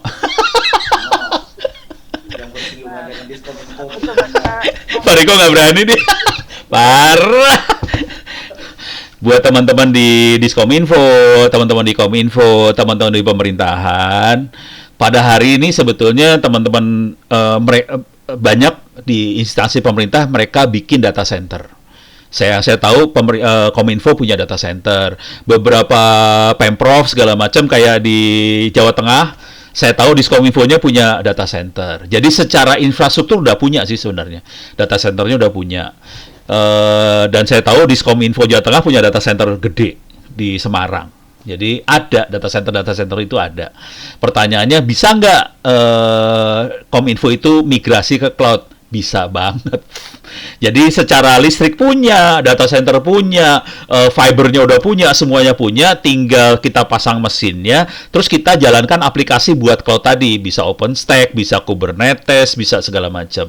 Setelah itu jalan, nanti dia bisa gini polanya. Jadi misalnya ada kementerian atau lembaga yang kecil-kecil ya, dinas-dinas yang lain. Nanti tinggal bilang ke Diskominfo, Mas, saya butuh dong server buat HRD, buat apa segala macam, tinggal minta, nanti dikasih. Ini kamu mesinnya saya kasih 1 core.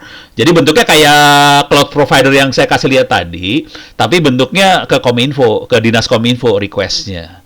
Jadi secara infrastruktur sudah mulai ada, dan saya udah ngelihat dengan mata kepala sendiri itu makhluknya ada. Yang saya tahu di Dinas Kominfo Jawa Tengah sudah mulai berbentuk cloud sih sebenarnya. Gitu. Jadi sudah ada sih sebenarnya. Kalau mau belajar, saran saya belajarnya ke Dinas Kominfo Jawa Tengah. Jogja aku belum lihat, minta maaf nih, Jogja aku belum lihat ya.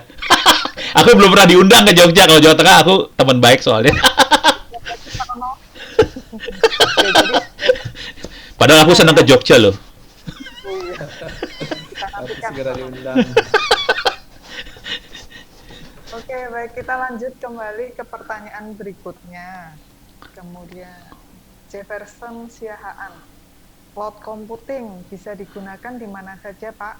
Mengingat investasinya sangat besar sekali membangun sistem. dari Bapak Jefferson Siahaan. Pak Riko dulu, Pak Riko. Ini Di mana aja Pak Riko? Gampang ini jawabannya sih gampang banget. Itu statement sebetulnya ya, sepertinya ya Pak ya. Emang statement. Bukan pertanyaan. Bukan. Itu mas dari Bapak gitu ya. Benar itu. Jadi kalau kita bangun sistem, kita bangun data center, ada server dan sebagainya, berapa sih investasi yang harus kita keluarkan gitu loh. Apalagi kalau di zaman sekarang ini gitu loh. Kita minta uang untuk bangun hal seperti itu, bisa-bisa kita kena marah.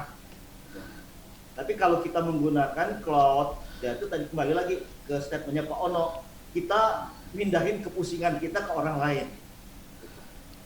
Jadi saya setuju dengan statementnya tadi itu Pak, benar. Jadi lebih murah menggunakan cloud ya. Tadi kan pertanyaannya bisa dipakai di mana aja? Iya bisa di mana aja sih sebenarnya. Aja, ya. Selama ada jaringan bisa ada di mana aja. Kepusingannya ada di seperti Pak Riko bilang, kepusingannya ada di orang yang mengoperasikan cloud itu tadi. Jadi kita sebagai yang bayar aman-aman aja sih sebenarnya. Itu aja. Cuman ada satu hal, kalau internetnya atau jaringannya kagak ada, baru yang kita yang pusing. Jadi kalau tidak ada jaringan, tidak ada internet, kita pusing. Cuman jangan khawatir. Saya kemarin ngobrol sama teman-teman dari Telkom. Jadi iklan nih gue, jadi iklan. Harusnya Telkomsel bayar gue nih.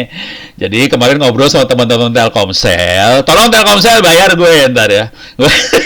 Ngomong sama teman-teman Telkomsel.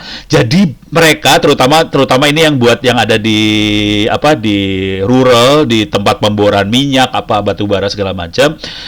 Anak-anak Telkomsel bisa pasang BTS di situ supaya sinyalnya bagus buat urusan drilling dan sebagainya, dan cloud-nya dipindahin sama Telkomsel ke sebelahnya BTS langsung. Jadi tidak perlu nyambung ke Jakarta segala macam, dia akan bikin data center kecil di sebelahnya BTS. Jadi cloud-nya dipindahin, namanya edge computing, bukan cloud computing. Edge computing, jadi cloud yang dipindahin ke BTS. Jadi kita tetap nggak usah pusing, kita bayar.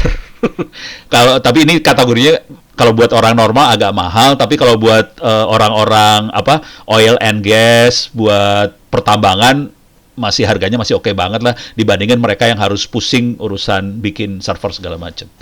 Gitu. Thank you Pak Riko. Bu. Oke, baik Bu Nita, ada lagi yang dari YouTube atau saya alihkan punten dong. Nanti ini kemungkinan besar pertanyaan nggak akan bisa kita jawab semua. Iya. Punten kalau bisa dicatat ditangkap di teks ya, bikin file teks, kirim mail ke saya ntar biar saya jawab pakai email, pakai YouTube ntar, biar saya jadi konten YouTube. Ya Pak Ono, nanti kita kirimkan list pertanyaan lengkapnya betul ke email Pak Ono dan Pak Riko setelah ini. Ya. Kemudian satu lagi boleh Pak Ono? Boleh, 10 lagi juga boleh nih. Tergantung Pak Ketut aja mau sampai jam berapa, kita sampai jam 10 malam juga bisa. Dari Bapak Iki Nursianto, izin bertanya Pak, bagaimana cara menentukan bahwa si provider cloud computing ini aman, ringan dalam kecepatan akses? Pertanyaan dari Bapak Iki Nursianto. Oh, oke. Pak Riko, Pak Ono dulu aja dah. Ya ini mah gampang banget sih. Ini gampang nih. Ini asli gampang. Jadi tekniknya gini, nih bagaimana menjadi seorang klien cloud yang kadal, yang bandel, yang ngaco. Jadi caranya gini, kita ngomong ke cloud-nya, cloud, gue mau nyewa lu dong. Cuman bisa trial enggak. Jadi tekniknya gitu, trial, nyoba, dapat gratis dong.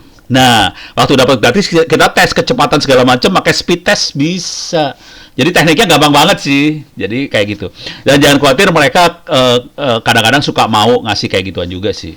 Atau kita bayar yang paling murah aja, yang kecil aja, berapa kecepatannya bisa sih. Jadi tekniknya gitu aja sih, bisa ngomong. Dan teknik lain adalah kita ngecek di Google, di media sosial, cloud ini bagus kagak sih? Kalau ada kata-kata yang jelek tentang dia, nggak usah dipakai. Udah gitu aja, simple. Dari rekomendasi ya? Iya, rekomendasi. Kalau mau ngetes langsung, kita bisa minta sampel, terus kita tes, gitu. Oke. Pokoknya sekarang namanya pelanggan, customer, raja banget deh. Ya. pelanggan adalah raja. Iya. Kalau Bunita itu ratu, nggak bisa jadi raja dia. Oh iya. Siap. Ini pertanyaan berikutnya masih akan dari YouTube atau dari Pak Oh, Ketut? Pak Ketut, silakan. Dari Zoom. Kita beralih ke Zoom dulu, ini kayaknya menanti nih pertanyaan. Udah ada 35, 34. Parah banget. Pak, ini saya akomodasi dari mahasiswa nih, kayaknya dia mau bergelut di bidang cloud juga ini. Ya.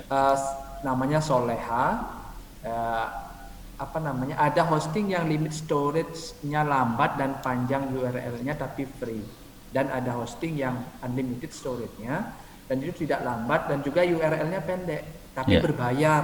Nah, dari situ saya ingin bertanya kepada Bapak sekalian, ada tidak hosting yang free, tidak ada limit storage-nya dan juga URL-nya pendek nih?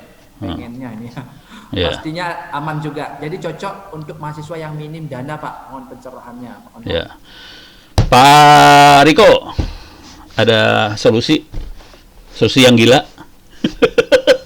Aku ada sih, tapi rada gelo saya mah.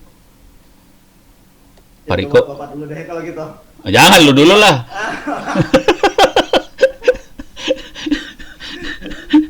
Jadi solusinya itu mungkin bisa dapat ilham saya. Belum dapat ilham. Belum dapat ilham ini. Ya. Soalnya pengennya murah, tapi bisa panjang URL-nya pendek, terus bisa diakses dari mana-mana kayak gitu ya. Oke. Ini solusi Ono yang gelo ya. Kalau Anda maunya free, nggak usah bayar segala macam.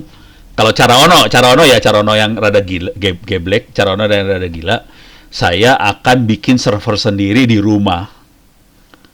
Servernya bisa pakai barang-barang yang ada, bisa pakai apa aja. Laptop kita juga ada, pakai apa aja lah, bisa di rumah nyalain listrik sendiri. Gimana caranya ini barang bisa diakses dari internet, itu aja. Intinya cuma gitu aja. Nah, sekarang gimana caranya bisa diakses dari internet? Anda bisa punya beberapa cara. Nih, gua buka dulu ya. Kalau mau masuk ke LMS Dharma Jaya lagi, jadi Anda bisa kuliah di Dharma Jaya dan lihat ilmu-ilmu gila ini sebenarnya. Di sini ada IP versi 6. Yang jadi masalah adalah IP publiknya buat di internet. Karena IP versi 4 itu habis, paling gampang kalau dapat IP publik versi 6. Karena 4-nya habis ya. 4-nya habis dan 4 itu bayar. Kalau mau dapat ini bayar sih sebenarnya. Karena 4-nya habis harus bayar segala macam. Versi 6 ini free. Bisa dapat free. Cara yang paling gombal adalah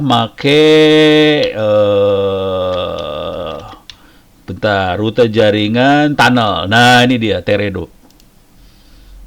Ini kalau Anda baca di sini, ini baca. Oke. Ini kita install Miredo ini, Anda akan dapat IP kayak gini ntar, versi 6.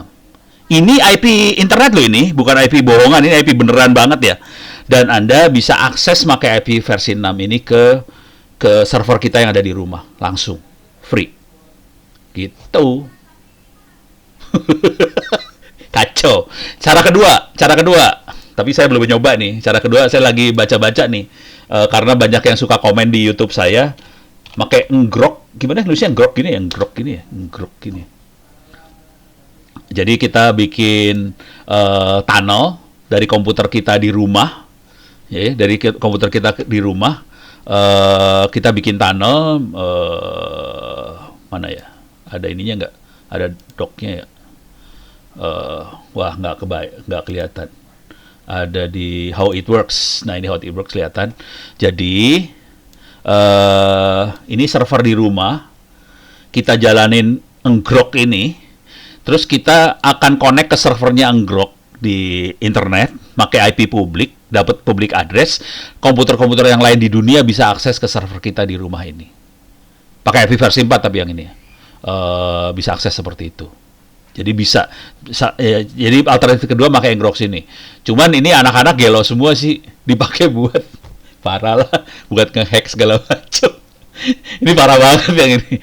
Cuman saya gara-gara orang pada komen di YouTube saya, Pak Ono, bisa nggak nih? Ini apaan sih, makhluk apa sih ngrok sini? Wah, pas ngeliat, ya ilaha illallah. Jadi kita bisa bikin server ada di rumah, jadi ada di internet. pakai yang ini. Ini yang kalau pakai versi 4 pakai Ngrox, kalau pakai versi 6 pakai Teredo.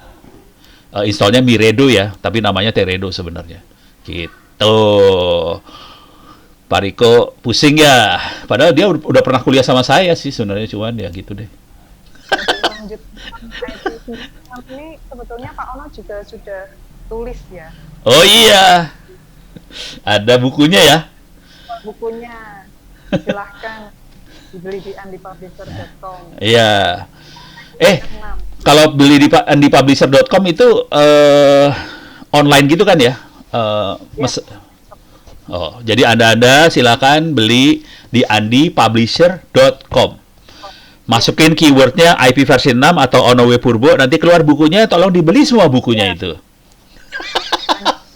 Pak Ono tentang sistem operasi juga ada. Ada, oh iya lupa gue. VIP juga ada.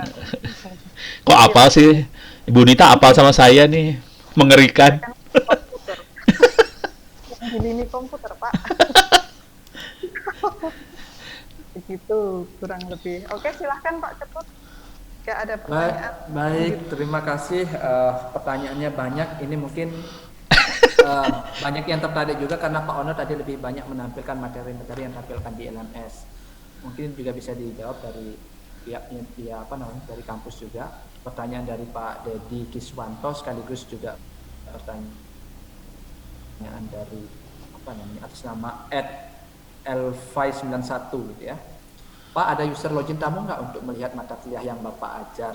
Oh. Itu pertanyaan Pak Dedi Kiswanto dan dilanjutkan oleh atas nama @elvi91 tadi juga. Satu, bagaimana dan di mana publik bisa mengakses materi Bapak, Pak? Oh. Bila bisa diberikan alamatnya. Oh, oke. Terima kasih. Oke, Pak Teddy masih ada nggak ya? Pak Teddy? Pak Teddy, punten, Pak Teddy masih ada? Kak Prodi? Kalau Pak Teddy masih ada, Pak Teddy nih sebenarnya. Kalau nggak ada, gini dah. Ya udah, kayaknya Pak Teddy udah nggak ada. Jadi gini, buat teman-teman semua, kalau masuk ke Dharma Jaya ACID, saya harus ngomong sama Pak Teddy. Kemarin kita udah mulai ngobrol sama Pak Teddy, sama Pak Rektor, Pak Dekan segala macam. Jadi kuliah saya yang ini kayak advanced networking segala macam ini akan dibuka ke publik supaya publik bisa ngambil kredit di kuliah ini. Jadi bentuknya kayak kredit kuliah. Nanti kalau Anda kuliah di kampus mana, kredit ini bisa ditransfer ke kampus itu. Kira-kira gitu. Jadi ini akan dibuka. Mekanisme cara daftarnya segala macam saya belum tahu. Jadi ini yang pertama kalau di Dharma Jaya. Jadi ada beberapa kuliah saya di Dharma Jaya akan dibuka ke publik supaya bisa diakses. Alamatnya LMS Dharma Jaya ACID. Cuman saya masih koordinasi dulu ke Kaprodi, Pak Dekan, Pak Rektor segala macam. Mekanisme seperti apa supaya publik bisa akses ke kuliah ini. Oke. Nah kalau yang pengen benar-benar free gampang banget sih. Anda masuk ke sini. Saya eja alamatnya ya, lmsonocenter.or.id/moodle. Saya ulang, lmsonocenter.or.id/moodle, atau saya ini ya taruh di notepad kali ya.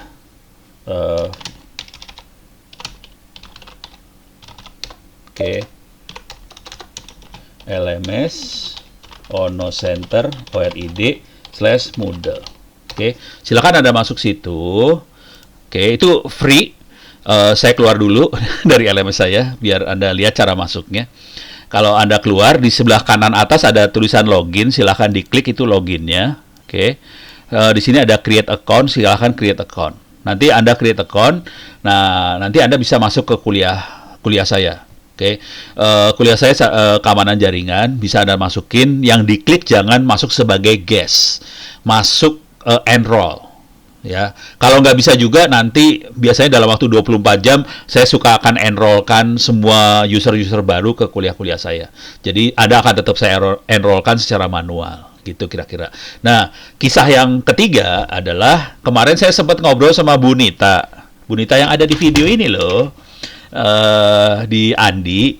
Kalau Andi Bu Nita, jadi nggak Andi bikin ini e-learning kayak gitu, jadi nggak ya? Jadi, Menuju ke sana. Oke. Pak Ono juga. Alhamdulillah. Jadi Andi, teman-teman di Amdi rencananya akan bikin semacam e-learning seperti ini juga. Kuliah saya akan dikopikan ke Andi juga. Nah, yang di Andi sama Dharma Jaya, Anda bisa dapat sertifikat. Kalau yang Ono nggak dapat sertifikat. Saran saya masuk ke kuliah yang Andi sama Dharma Jaya sih, biar dapat sertifikat. Nanti kalau udah jadi yang di Andi bisa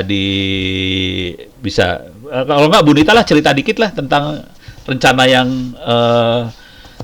akademinya Andi gimana, Bu Nita, silakan.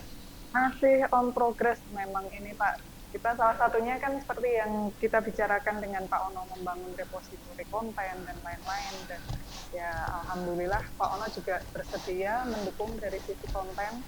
Jadi cepat atau lambat, semoga cepat Pak, kita akan berjalan ke arah sana juga sama dengan Pak Ono dan kampus-kampus lainnya. Iya. Seperti itu. Oleh karena itu tadi mungkin kalau sempat ada logo Andi Academy, nah itu salah satu program kami Pak dalam hal apa? Ini tadi menuju ke sana. Jadi untuk repositori konten dan lain-lain.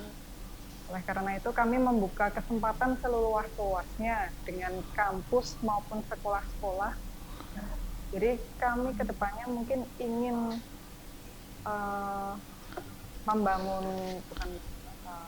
membangun Andi Academy ini tidak hanya untuk seperti, jadi juga sekolah-sekolah. Jadi kita dengan lebih banyak akademisi di tanah air, kurang lebih seperti itu Pak Ono. Iya, keren kan? Keren kan? Iya. Kepala sekolahnya cantik kayak gini, gue akan pro lah. Kepala sekolahnya Pak Joko sepertinya. Oh, alah, yang itu nggak cantik yang itu.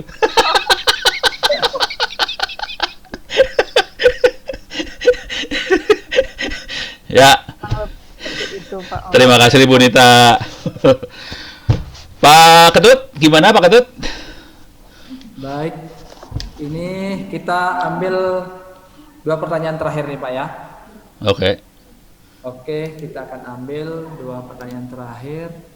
Ini yang pertama dari Ibu Nurfiana. Ibu Nurfiana, Pak Ono mohon penjelasannya dong hubungan antara cloud computing dengan IoT Pak. Walah. Ya. Berat ini. Ya udah. Dan yang kedua, langsung saja yang kedua ini dari Randy Dwi. Saya Randy ingin bertanya, jika kita ingin menjadi cloud engineer, apakah kita memerlukan ijazah? Lalu jika kita butuh sertifikasi, ambil di mana ya Pak? Ada tidak yang menyediakan hal tersebut? Terima kasih. Wah, seru nih. Yang kedua dulu ya. Jujur, kalau kita ngandelin kampus nggak ada di kampus. Parah banget kampus, parah banget. Kecuali kampus Dharma Jaya ya, kampus lain mau parah. Oke, cuman kalau mau jujur sih jarang sekali sertifikasi cloud, jarang. Yang salah satu yang punya sertifikasi cloud adalah AWS, certified. Gimana sih? Certification. Jadi Amazon dia punya sertifikasi. AWS Amazon punya sertifikasi. Jadi Anda bisa ujian sebagai cloud practitioner. Cuman ini bagusnya buat Amazon doang jadinya. Gitu. Nggak banyak sertifikasi cloud seperti ini. Jadi ini barangkali masukan buat Bu Nita juga, buat teman-teman di Andi juga ya. Jadi kebetulan banget dunia cloud ini masih langka. Sertifikasinya masih jarang banget. Kalau teman-teman Andi berani mati, kita bisa bikin kayak sertifikasi buat kayak gini. Sementara ini kita ngandalinya Amazon sih, jujur. Amazon yang punya sertifikat, gitu. Cuman ilmu, kenapa? Siap Pak. Oh siap ya, oke. Cuman ilmunya bukan hanya AWS kalau mau jujur. Kalau yang akan mulai naik banget sih teman-teman di Google, mereka punya Kubernetes dan sebagainya. Dan ini yang keren banget ini. Cuman nggak ada sertifikatnya. Jadi kita bisa bikin, ini ada sih trainingnya, tapi sertifikatnya gitu deh. Yang ini yang keren banget sih, gitu ya. Kalau saya, kalau mau jujur, saya nggak terlalu ke arah AWS sih sebenarnya. Saya lebih ke arah Kubernetes dan teman-teman Google. Soalnya mereka lebih open source banget. Itu urusan sertifikasi. Nah, yang terakhir buat Ibu lupa lagi, yang tentang cloud dan IoT, itu berteman baik sih sebenarnya. Tapi kira-kira saya kasih gambar aja deh, biar, ini saya screen sharing kan? Oh, saya nggak screen sharing tadi. Walah! Jadi, gua udah ngomong susah payah, nggak keluar ya. Ini Kubernetes, Anda bisa nyari di Google Kubernetes. AWS ada di sini tadi, ini AWS sertifikat ya. Jadi, saya nggak terlalu ke AWS sih. Kalau mau jujur, saya lebih ke arah ke Google sih sebenarnya. Saya lebih pro Google daripada AWS. Nah, sekarang urusannya IoT. IoT, intinya Anda punya, saya kasih gambar dulu ya. Salah. Lah, kok nggak mau? Ini nggak mau nih. Ya, nggak mau nih. Kepaksa ngomong doang. Nih tadinya, kok nggak bisa? Kok nggak mau? Ya. Nggak mau. Ya, nggak mau. Nggak mau. Oke, kepaksa saya bentuknya ngomong. Intinya, IoT sendiri sensor. Contoh paling sederhananya adalah kita cari inilah Arduino. Ini makhluknya. Kita bisa colokin sensor-sensor di sini. Oke.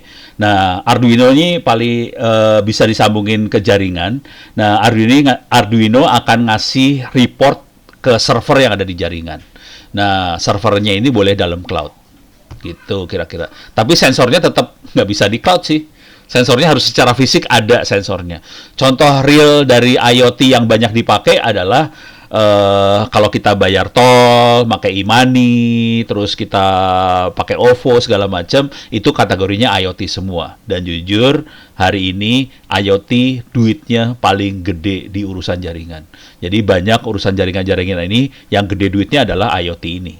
Karena dipakai buat pembayaran, buat tol, buat apa segala macam, ini gede banget nih duitnya. Kalau kita lagi ngobrol sama teman-teman di telekomunikasi terutama, mereka bilang terus terang, pulsa yang gede bukan dari manusia, pulsa yang gede dari mesin seperti ini. Karena mereka bayarnya kencang banget. Ya mereka nggak mau mati lah. Pembayaran tol nggak mau mati, makanya mereka taruh duit lebih gede daripada orang yang normal. Dan operator akan mengorbankan orang normal dibandingkan IoT, karena IoT duitnya lebih kencang. Gitu ceritanya. Servernya bisa ditaruh di cloud. Gitu. Oke, mudah-mudahan bisa menjawab. Saya kembalikan ke Pak Ketut. Silakan Pak Ketut. Baik, terima kasih atas beberapa pertanyaan-pertanyaan yang telah dijawab oleh kedua narasumber kita pada webinar pagi hari ini. Luar biasa. Mohon maaf sekali lagi kami ucapkan kepada para peserta karena pertanyaan tidak bisa kami bacakan satu persatu. Sesuai yang disampaikan Pak Ono tadi, pertanyaan yang belum terjawab nanti akan kami kirim melalui email Pak Ono sehingga nanti akan bisa dijawab. Sekali lagi terima kasih. Oh, sorry Pak Ketut, ini ada koreksi nih dari Mas Kadrian Pristatiadi. Google Cloud Platform, AWS, Azure, Alibaba ada sertifikasinya semua ternyata. Jadi bukan hanya AWS yang punya sertifikasi, Google, jadi ada sertifikasinya semua. Sayangnya nggak ada yang Indonesia, itu aja. Gue lagi sebel. Gue pengennya bangsa ini punya sertifikasi apa gitu, kok semuanya luar gitu. Ya udahlah. Ini sorry ya gue interupsi.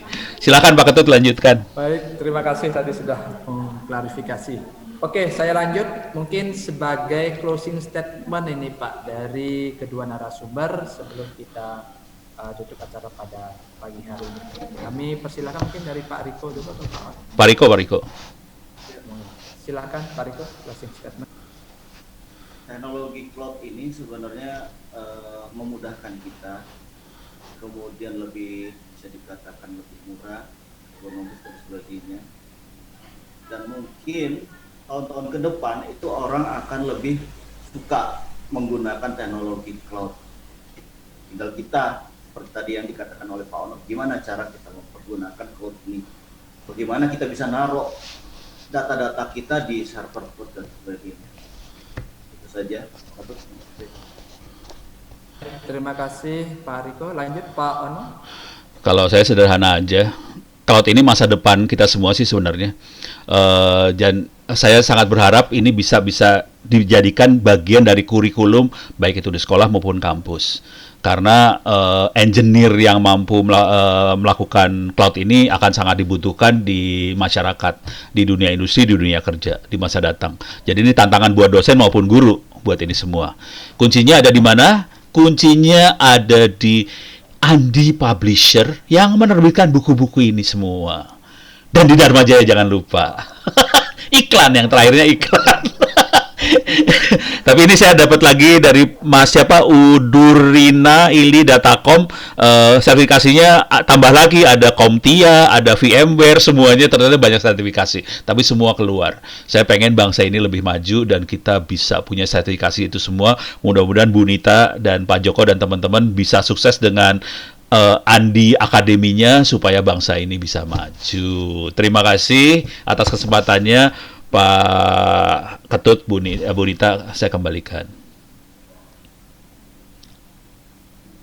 Baik, sekali lagi boleh kita beri A+ kepada dua narasumber kita di tempat masing-masing. Kita berikan A+ kepada narasumber yang telah berkenan berbagi ilmunya, dan bagi Bapak Ibu peserta webinar dapat memperoleh bukunya langsung saja, bisa diperoleh di penerbit Andi ya, yang salah satu penerbit mencetak buku-buku terbitan pakar dan buku-buku berkaitan dengan teknologi ataupun IT. Baik, sesuai dengan apa yang saya sampaikan di awal tadi, bahwasannya seluruh peserta akan memperoleh sertifikat apabila telah mengisi link absensi yang telah di-share di kolom chat ya. Dan pada pagi hari ini juga saya akan bacakan 3 penanya terbaik